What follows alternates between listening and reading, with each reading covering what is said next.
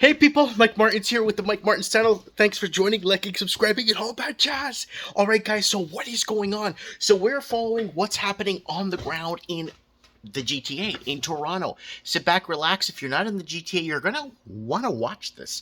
Because housing has gone down in the last month as much as you could actually buy a house in the States free and clear.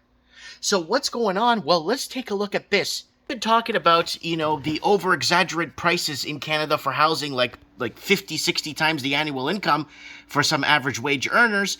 Look what's happening now. Greater Toronto detached real estate prices dropped as much as 178 large last month.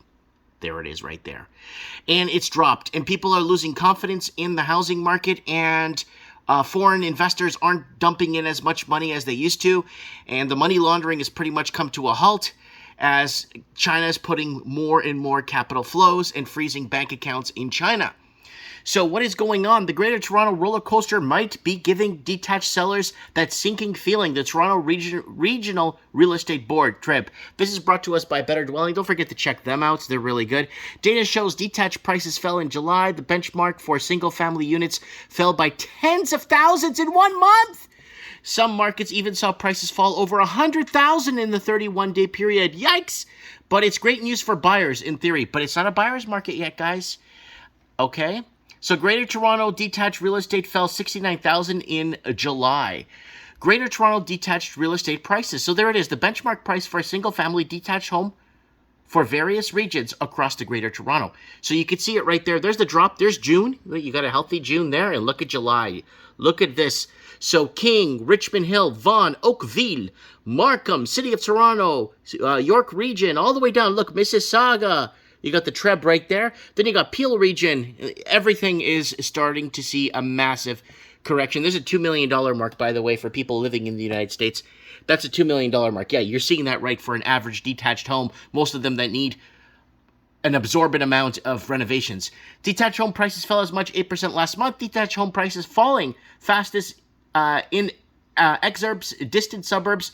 Leading the decline lower was Oakville, 8.3%, King, 8%, and Halton, 6.6%.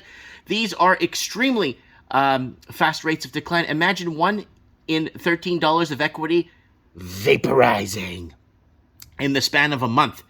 At that time, these were amongst the fastest growing regions for price over the past few years. So there's the Greater Toronto detached real estate price change. So there it is, and it breaks it down into negative territory, of course, for you to see. And King County, Oakville, Halton Region, Caledon, East Wimberley, Stouffville, all these places are getting hit the hardest. And again, people are losing confidence in their housing markets. Detached prices fell as much as 171,000 in 1 month. Very pricey detached homes combined with rapid declines lead to mind-blowing dollar drops. The biggest drop was King.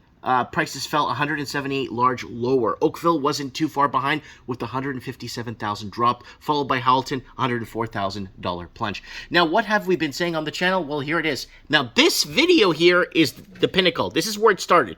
Toronto condo market ready to tip. Now, pay attention.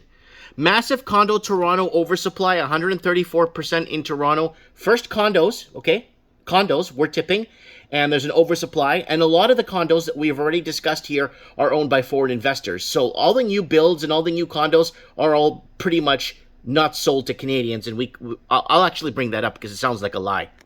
So here it is right here. Canadian cities have seen investors buy up to 100% of newly constructed condos. So there it is. Like, the newly constructed stuff is fully, like, pretty much foreign money that's come in. Then if you go back here, there was an article, 1 in 10 of Canada's non-resident real estate owners have multiple properties. So there it is. It's been a selling game, and that's what the Canadian market's been about. So what have we been saying here on the channel? So this is it right here. So let's look back at this. Massive condo oversupply, 134% in Toronto. First condos, second to fall, the GTA. Then inward crater to Toronto, 1 year and change. That's actually like a year and 10 months ago. Canadian real estate sales have been impacted by you know what, and then they've been always looking for reasons why there's a or the deregulation of the banks has caused, and the people in power and the lawmakers and the banking sector and all this stuff that's all involved in the end that have been playing with us, so to say. So there it is right there, and then we go into older videos from a few years. Escape from the GTA. Don't buy anything. It's a trap. It's all going to be underwater 3 years ago. Toronto GTA housing crashing. Greater Toronto real estate prices fell 22,000 in just a few days 3 months ago. And I remember putting this video up and people laughing at me. That's just a little blip in the matrix, Mike. And there it is right there. And there it is. Like, look. So you have 3 months ago, and then you have 2 months ago where Toronto GTA crashing big time. So you could see the build-up here. Look, massive foreclosures in Toronto GTA is scary, and things are happening. And I kind of wanted to price boom in the GTA 5 years ago. That's when, again, Toronto money laundering hard at work, first-time homebuyer loans. So they were putting in a lot of measures into place to allow the Canadian proper to get into their own housing markets, which they couldn't afford to buy. And that's what I've been preaching. The wiping of the middle class, or the destruction of the Canadian middle class, it's leading to this. And this is where it's gonna, a lot of people are gonna wake up to a crash course in financing one morning when they realize that they're completely underwater and they have to sell at a loss. If you bought to raise your family, and you bought a house to be with your family, and you bought a house to basically live in, and you could afford the payments, then you're fine. You got nothing to worry about. But if you bought a house as an investment, then that's a big mistake, and it's been a big mistake for the last long while now.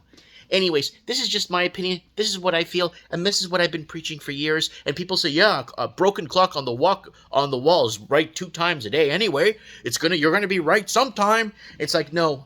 Everything that led up to this has been the deregulation of our banking system, the deregulation of governments and foreign investing, money laundering. We had a money laundering task force in Canada. They got rid of that. They had to get rid of that. Big problem. Anyways, let me know what you guys think in the comments below. Mike Martins here. I have spoken.